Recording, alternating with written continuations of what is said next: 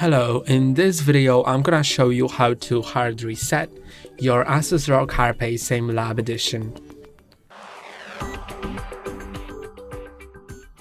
It's not easy, you need to click on 4 buttons for 3 seconds, so let's try it. You need to click on the left, right and scroll wheel, and also on the DPI button and hold them for 3 seconds. So let's try doing it.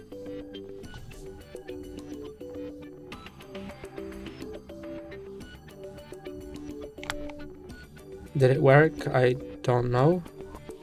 Let's try again.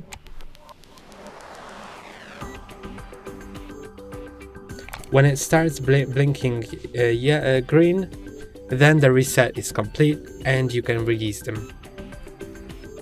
But when it blinks red, then you should still hold it. So after it lights green, then you can release it.